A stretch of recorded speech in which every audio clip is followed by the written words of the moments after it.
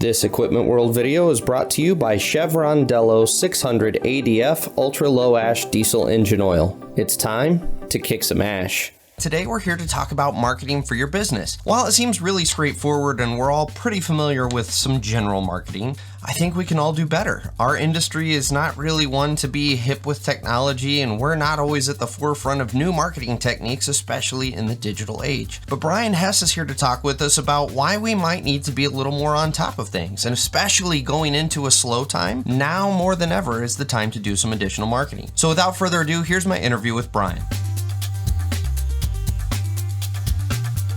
So speaking as a contractor in the industry, when I also speak to a lot of contractors in the industry, one of the biggest things that I hear is things I've been doing in the past have always worked for me. Why do I need to go in and change anything?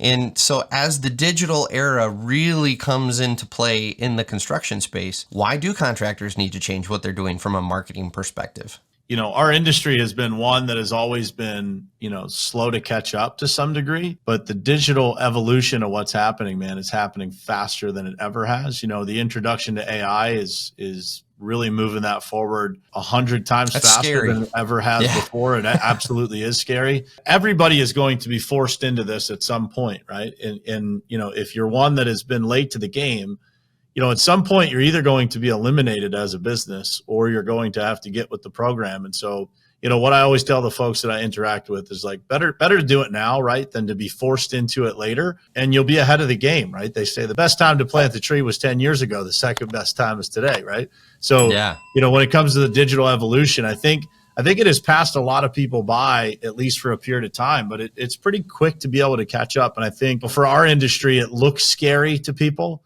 It looks a lot more scary than it actually is. If they just take the time to dig in, their business will move forward.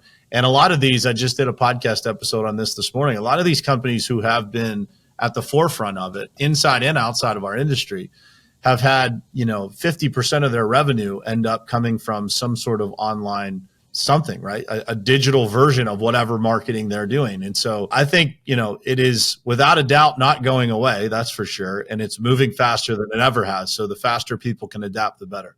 I think you hit on two really critical points for people to hear. The first one is just how fast things are changing. This is one of those things where, it's not like been business in the past where, okay, you still got the yellow book ad out there. You've got that cheap little website that some kid made for you back in 96 and, people have been able to find you. It's now we're in an age where you are falling behind at an exponential rate because of the rate at which things are changing on the digital side. But then the other key point that you mentioned that I think a lot of guys need to hear is it's not as difficult as you would think to catch up to everybody else. It's not like you've started light years behind and there's no getting back in with the pack. I think it's very easy for people, once they decide to engage, to get right back there with the pack. Would you agree with that? 100%, man. And I think that's the thing that's holding people back, right? It's that fear of like, well, I don't know this, or, I'm going to be so far behind, or it's going to take me forever to learn this. And if you are not a technology forward person, you just have to have a few people around you that are, and you'll be surprised at how fast you can pick it up. So the next question I've got for you is,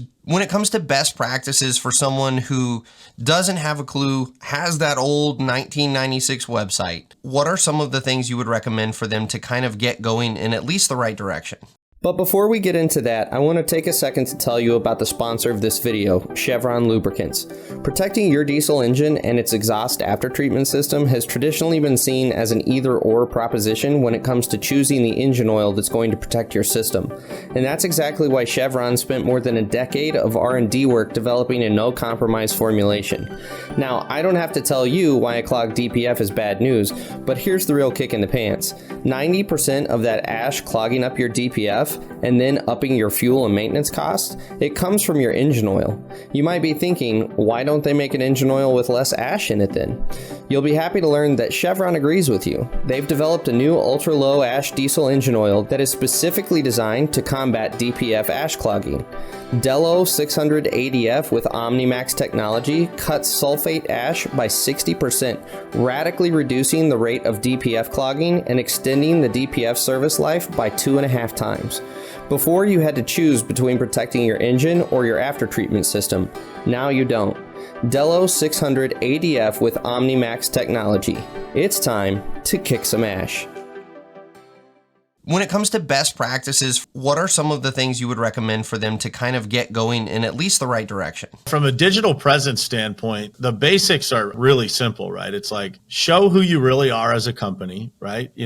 Certainly equipment is a part of that. It's a piece of it. But, what I see contractors doing most frequently is we put on our websites what we like, right? Those pieces of equipment that are sitting behind you are all over somebody's website. And it's really not what people that are coming to your website want to see, right? They want to see, how are you actually solving people's problems? How are you doing it faster with better communication, more transparency, et cetera?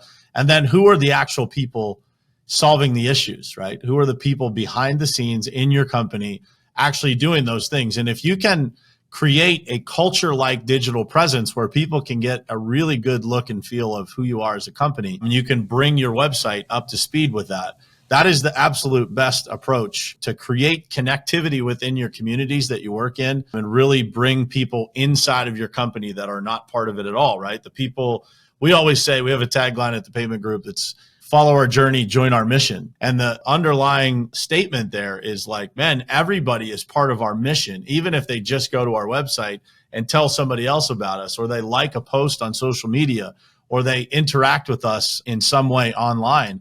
Everybody's part of that mission. So for those people who are behind the times, people are the new equipment, right? People used to want to see what your address was, all the equipment, and did you have new equipment, and how long have you been in business?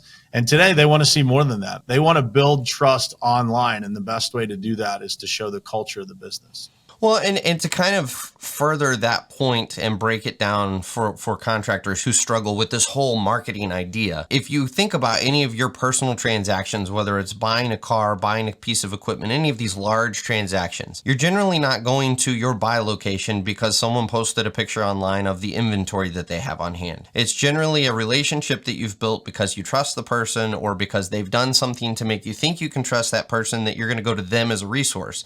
And that's essentially what we as contractors are doing for our customers. We are their resource to solve their problem. And I think too many guys, like you said, they don't understand that component. They think if you show them the shock and awe of your fleet, that's what's going to get people. And it's not. It's really developing that relationship before you've even had a moment to talk with them. Yeah, I would say, for me personally, man, I've spent 5 years, building a personal brand online, as well as, 5 years dedicated to trying to build our company's brand online. And one of the things that, we're just hearing now, so imagine, going 2-3 years without seeing a significant return on the business side of people saying like, yeah, man, we've been to your website. We really love it. Stuff like that. You just kind of know you're doing the right things and then eventually it will take off. But I have heard enough of those comments. So I have a podcast that I do every single morning at 8:00 Eastern. And I'm on, I think it's episode 560 something, 563 or something like that. What's the name of the podcast? The Brian Hess Show. The thing that I hear most frequently, which proves the statement that we're trying to make here about how you build trust, is people comment on how many episodes it was. Customers, right? Potential prospects or customers, employees that are coming to work here, like, man, 500 something episodes. And so what that tells me is that they see discipline and consistency more than they care about the content. Certainly that's another box to check. But equipment is just the price of admission, right? If they're in a conversation, if you're sitting across from a potential large customer, obviously they think you're qualified to be there. They wouldn't be talking to you in the first place, right? Sure. But when it comes down to it, they want to be able to trust you. To your point, they want to trust you before they ever talk to you. And, for me, there have been a lot of people over the years that have messaged me and said like, man, I wasn't so sure about you when I started listening to your content. But over time, right, repetitively, you said the same things over and over again. And it built trust. It built something that said, you weren't actually full of shit. You meant what you said. And you are this person that you portray to be. And so that's what people are looking for now, man. Like this technology revolution that's happening right in front of us, it takes us really digging deep, man, and starting to understand how do people get to know us like this, right? Person to person without the person to person, but rather through a website, through a social media platform, through some sort of marketing that explains to people who we are as leaders, as business owners, as teammates, as a company. All of those boxes have to be checked online for you to be most successful in 2023 and beyond. And it even goes beyond getting jobs. So I also have, because of what I do, I have a fairly large online presence, and I'm constantly in that game. And I talk with a lot of other social media influencers. And what we found consistently is that these companies that are really putting themselves out there, not as the shock and awe with the fleet pictures, but talking about what they're doing, what their employees are doing, what they've done for their employees, they're also finding that we're in this drought of people. And yet these companies are consistently getting 6 to 13 new applications a week. It was a week. And it was because people want to go work for a company that they actually know about, that they have a decent understanding of before they just walk in the door and sign over all of their time to go work for this company. So it's also got that hiring advantage too. Personally, I think it's bigger. So for us, we subcontract all of our work across the country. And the two biggest pulls for us now are employees and contractors. Like the contractor network that we've been able to build, we've done it faster than I would have ever imagined because of a social media presence, because people get to know us. And to your point, none of the people that I know that have a strong online presence have any problem hiring people, and they're getting the best of the best. Yeah. Versus those people who are unknown. Because at the end of the day, man, if you have a strong online presence and I don't, and everything is the same from an employee standpoint, if I'm applying for a job, I'm going to go with the guy that I know a little bit better, right? Because I have a higher level of trust for that person and that company. And I know what they stand for. And I know whether or not I align with it before I ever walk in the door of that business. And so this is how it's done. And frankly, on the negative side of that, people have the ability to leave your company in an instant and go online and apply to 300 jobs in a matter of a couple of hours. And so from a culture standpoint, it is incredibly important to have that kind of presence and to push it out there to the masses so that you're attracting the right people. I mean, every time we put a job up, man, we get 100 applications as a result of just a couple simple social media posts, right? And so when you think about what problem that solves for a business, I mean, finding employees is probably problem number one right now for most people in the industry. Absolutely. Up until very, very recently, now that the economy started to turn a little bit, I don't know that I heard a single contractor that was complaining about not having enough work. The common complaint has always been, I can't find people. And it's interesting because those contractors don't put two and two together, that strong online presence that goes beyond pictures of your equipment. That's how these companies are finding people, and that's how they're able to get consistently good people, is because we live in an era where, everyone under our age range has grown up going online to get all of their information. There is no other resource. You don't go knock on someone's door. You don't go sit and fill out an application in someone's lobby. You go online and you figure out who you want to work for, and then you go target that person. And by having that presence out there, people can get to know you and you can become one of their targets.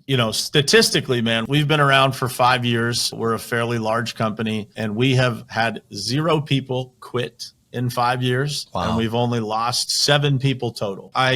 I'm very proud of the culture that we built. But to take that a step further, I don't believe that it's just the culture that we have inside the business. I think it's the culture that exists that attracts the people that are like-minded, like-hearted, that are most like us. Absolutely. That are joining the business in the first place. And so, when you think about that from, your social media profile to some degree is an interview source, right? It's a way that people get to see if they don't like you as a person or they don't like me as a person, they're probably not going to apply for a job here. Well, that saves us both a lot of time for people not wanting to come to work for our companies just because they don't match the way that we are, right? That saves a lot of headaches for every business owner out there if they can just be a little more present and a little more transparent online.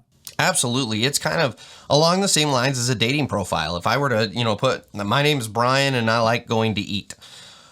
You're probably going to have a whole lot of people that you cycle through before you find the people that actually really jive with what you believe in. But if I actually take the time to really put my profile together and fill it out with a good description and talk about things I'm interested in, well, I've saved all of the time of having all of these other people come through. And new employees especially are really going to appreciate the fact that you saved them all of that time and that work. Yeah, absolutely, man. And I think, to go back to our earlier conversation, it's not as hard as these guys think it is to do, man. No. There's websites out there. If you want to do it yourself, you can go to Upwork.com and find yourself a videographer. You can look at other people's content and start to mimic that or duplicate kind of what's out there. One of the things that I think is the coolest part about construction is that virtually every business in our industry is a family-owned business, right? There's a family history behind everything. Sure. And so to be able to tell those stories, why it was started, and there's always great stories, plenty of extremely entertaining stories of how people started.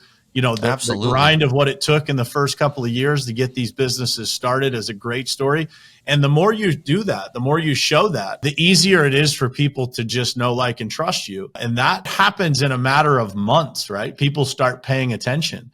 And then over time, the more you stick with it, the more loyal people you have following you online. And so, you know, for those people out there that are trying to take this step, or maybe you're a contractor that is suffering trying to find employees, man, it happens in an instant. I could give you several examples of guys that are in Top Contractor School that literally just did one live video before a holiday weekend, just saying how much they appreciated their staff. You know, just go live on Facebook, and it generated 5 applications the next week, right? And so it's not as hard for people to do it as they think. Upwork will find you a great videographer. The guy that I've used for going on 4 years now, I found him on Upwork, right? And so it's easy to find them. You know, and it takes time. It takes a lot of effort to figure out, you know, what to talk about, when to talk about it. But now you have ChatGPT to help you with generating some of the ideas of what to talk about. There's a million different ways to do it, man. Anybody out there that wants to start and doesn't know where to, by all means, man, shoot me a DM and I'd be happy to at least point you in the right direction to get things moving.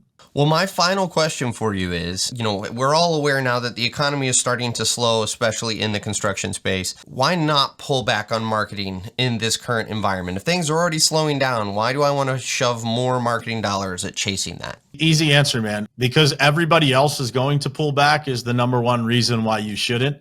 Look at it like this. Every dollar that you spend during a downtime is probably worth $3, $4, $5 in an uptime, because there's less competition online. When everybody else pulls back, if you're willing to have the courage to just tramp the gas to the floor and keep going, we did it in 2020, man, and we continued to double revenue every year. Wow. Ever since. Every book I ever read, man, said when everybody else is retreating, you go into the storm, right? And that's exactly what we did. We didn't just not pull back. We doubled down. We invested into technology, invested into marketing, and it helped propel us to where we are today. So just look at it from a value standpoint only. Every dollar you spend is going to be worth way more than $1 when other people aren't spending. Absolutely. Well, Brian, thank you so much for the time. You want to plug your podcast one more time? Yeah, The Brian Hess Show. It's live on Facebook, YouTube, LinkedIn, every single morning at 8 o'clock Eastern. So tune in. Would love to have you guys as listeners and watchers. Well, thank you again for Brian coming on the show and sharing some of his wisdom and insight into different ways of marketing and why it is important, especially in this digital age when the ground underneath us is changing so rapidly. As always, I hope this helps you in your business. We'll catch you on the next episode of The Dirt.